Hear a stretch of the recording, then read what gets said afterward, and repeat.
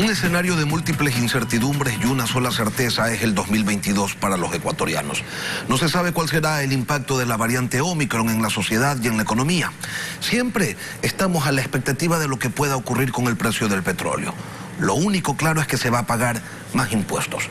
La ley está vigente y para analizar los impactos, las consecuencias de la reforma tributaria, nos acompaña Alberto Acosta Burneo, analista económico. Alberto, buenos días, bienvenido a Contacto Directo. Muy buenos días, un gusto estar con ustedes. ¿Existían otras alternativas que no fuera elevar impuestos? Y de ser así, ¿por qué considera usted que no las contempló el gobierno? Bueno, hay que entender la lógica detrás de esta decisión. Es una visión que se ha venido aplicando durante los últimos 14 años. Es una visión keynesiana, que cree que el dinero en manos del Estado tiene un efecto virtuoso, un efecto multiplicador. Cree que las personas ahorran y que ese ahorro es nocivo para el crecimiento. Es una visión de corto plazo, en donde cree que más vale $1 en mano del Estado, porque eso va a permitir impulsar la economía, que $1 de ahorro. La realidad es distinta. La realidad es que el ahorro es la fuente de crecimiento futuro en las economías. Entonces, la explicación por qué toman estas medidas es porque dentro de su lógica, reducir el ahorro es impulsar el crecimiento. Y eso se explica que subir impuestos es una manera de retirar ese ahorro de empresas y de personas para impulsar el gasto público, el consumo público, que creen que es la manera de sostener la economía en medio de una situación tan compleja como la del COVID. Una lógica que en la realidad se contradice de lo que se dijo en tiempos de campaña. Definitivamente, y se contradice con la realidad, porque las economías que crecen, ya vemos que el crecimiento no nace, el crecimiento orgánico no nace de más consumo impulsado por el Estado. Ya lo probamos en el Ecuador, lo probamos durante los últimos 14 años, durante toda la bonanza, y vemos que no fue capaz de impulsar un crecimiento sostenible en el país, porque no es el impulsar el consumo desde el Estado lo que genera un crecimiento sostenible, sino el impulsar el ahorro, inversión, el círculo virtuoso que permite elevar la producción y como consecuencia eleva el consumo. El gobierno se jacta de haber reducido dramáticamente el déficit fiscal. Lo que no se cuenta es que no ha habido ningún sacrificio por parte del Estado. Lo que no se cuenta es que en el 2021 hubo ingresos extraordinarios por una recaudación tributaria que superó las expectativas presupuestadas en más de $1.000 millones. Tampoco se refiere a los precios del petróleo, que estuvieron por encima de lo calculado en el presupuesto. Tampoco se refieren a los $1.000 millones que en derechos especiales de giro nos regaló el Fondo Monetario Internacional. Entonces, ¿quién nos garantiza, Alberto, que un Estado con más recursos no sea un Estado que gaste más?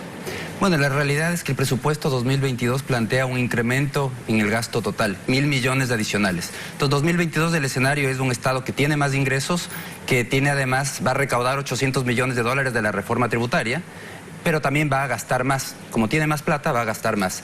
Y esa ha sido la lógica durante los últimos 14 años. Cada reforma tributaria impulsa una nueva escalada del gasto. Y tiene sentido dentro del esquema que menciono, cuando se piensa que el ahorro es malo y que lo positivo es que el Estado transforme ese ahorro en consumo a través de los impuestos. Pero la realidad, como vemos, es que no logramos contener el gasto público y el peso de seguir sosteniendo un Estado tan grande recae en la población, recae en la inversión que se mantiene alejada, deprimida, y ese es el desafío. El desafío es cómo transformamos el entorno para ser atractivos para la inversión. Y sin reducción del gasto y sin el envión del impuesto al patrimonio, que solo es por 2 años, ¿es previsible, pregunto, que vendrán en el 2023 a proponer una nueva reforma porque se quedan sin esos ingresos? ¿Qué cambia en relación a las acciones fiscalistas de los gobiernos anteriores? Usted dice que nada, pero el actual gobierno podría decir, hey, antes no funcionó eso, conmigo sí puede funcionar. ¿Qué tipo de modificaciones tendrían que hacerse para que esto que se hizo antes y no funcionó, ahora sí funcione? Lenin, ese es un tema fundamental. ¿Por qué corregir la crisis fiscal? La crisis fiscal tiene que ser corregida porque genera unas expectativas negativas en las empresas, en los inversionistas.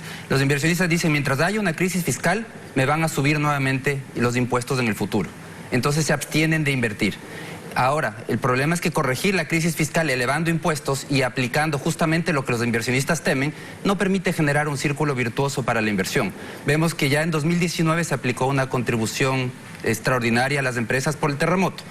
En 2016. En 2019 se repite esa contribución cuya segunda cuota recién se va a pagar el próximo año. Y ahora se aprueba una nueva contribución cuya primera cuota también se va a pagar el próximo año. Entonces es de manera recurrente que a las empresas se les cobra contribuciones extraordinarias que se repiten cada 2 o 3 años. Entonces nada nos garantiza que de aquí a 2 o 3 años o el siguiente gobierno diga me hace falta dinero, tenemos que cobrar una nueva contribución. No se logra corregir los incentivos para que las empresas tengan una claridad de que la crisis fiscal se está corrigiendo y no por la vía de pasarles la cuenta a las empresas y a los ciudadanos. Pero el gobierno dice que en el Ecuador Open for Business se firmaron ya 3.000 millones de dólares en proyectos de inversión entre empresas privadas y que tiene expectativas de que 30.000 millones lleguen en el lapso de 4 años. Bueno, yo creo que ese evento fue muy importante, hay que seguir haciendo ese tipo de eventos nacionales e internacionales, pero hay que estar muy claros que tenemos que trabajar para que sea una realidad. Y eso requiere de seguir haciéndole al país atractivo para la inversión.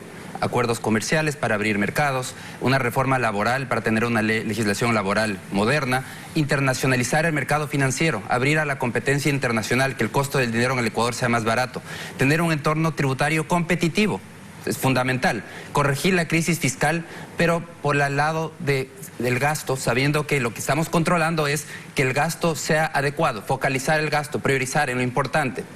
Todos estos son temas importantes para poder crear un entorno atractivo para la inversión donde haya seguridad jurídica y los inversionistas digan el Ecuador es un lugar para invertir. Ese es el desafío, todavía hay mucho por hacer, yo creo que el gobierno lo puede hacer muy bien, necesita, eso sí, sobrellevar el problema político en la Asamblea porque muchos de estos cambios requieren de reformas legales y se requiere del apoyo de todos los sectores políticos. Lo puede hacer muy bien, pero ha empezado mal. Entre los pasivos del gobierno que empieza ya a acumular algunos, está el anuncio, la no acción de combatir en la evasión fiscal.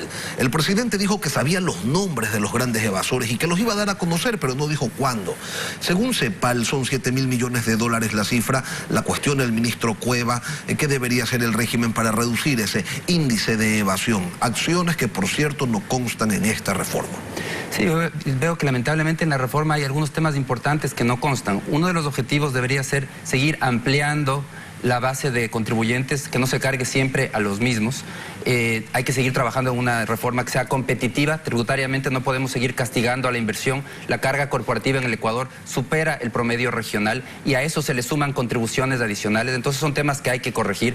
No se habla de eliminación del ISD, que eso es fundamental. ¿Y yo creo que Alberto? Y en el tema de los evasores, el SDI tiene las facultades, tiene las facultades coercitivas, tiene que seguir administrativamente mejorando sus capacidades de manejar bases de datos, de controlar información, compartir información con otros países. ¿Por qué no se cobra?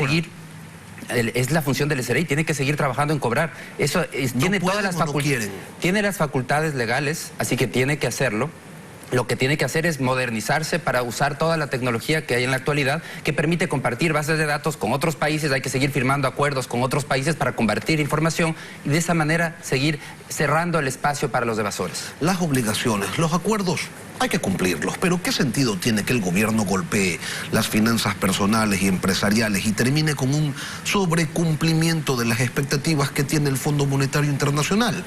A la hora de las ofertas de campaña, el cumplimiento estricto ya no es una prioridad. Por ejemplo, incrementar el salario en $100 o eliminar el impuesto a la salida de divisas o reducir aranceles para que se pueda acceder a productos más baratos. Eso de repente ya no es prioritario y se convierte en una prioridad sobrecumplir, sobrepasar las expectativas que el Fondo Monetario tenía en relación a la acción político-económica del país.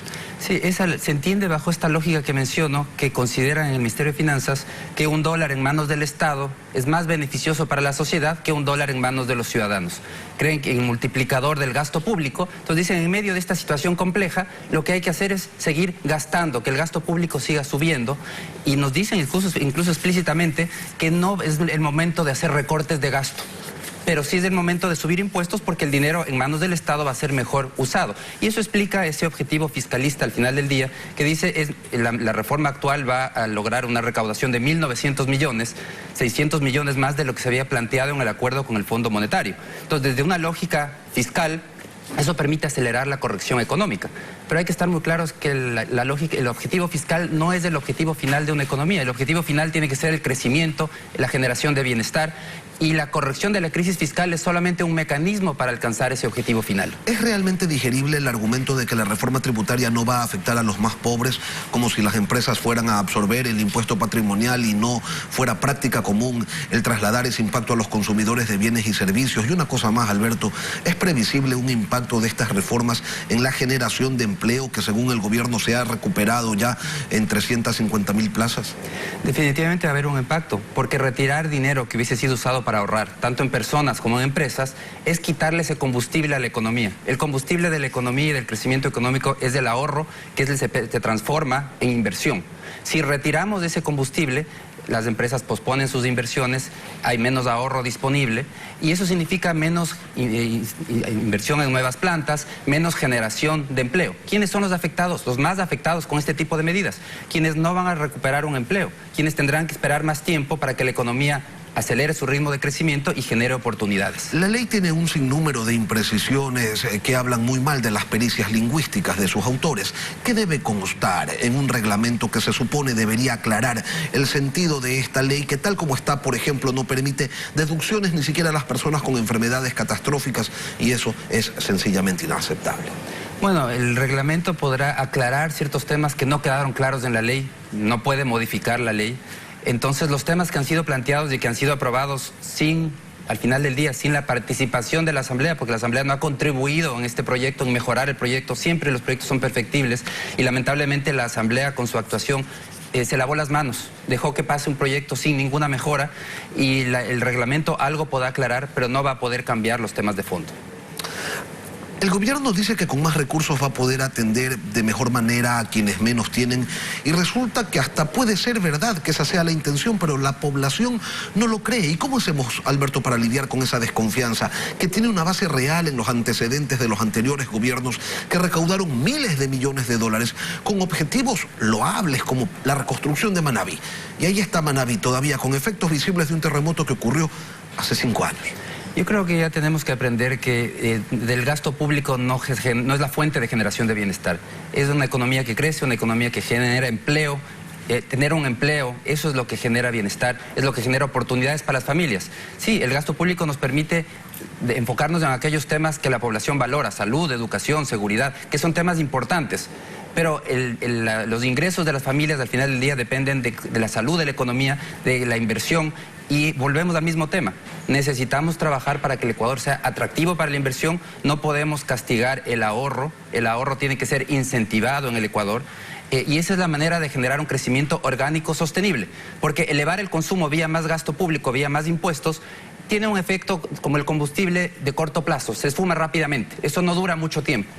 En cambio, sostener una economía vía ahorro y un entorno amigable para la inversión es un combustible que dura, que nos permite un crecimiento sostenible en el tiempo. Ese es el desafío para el Ecuador. Alberto Acosta Burneo, columnista de la revista Vistazo, analista económico. Gracias por acompañarnos hoy aquí en Contacto. Muchísimas gracias.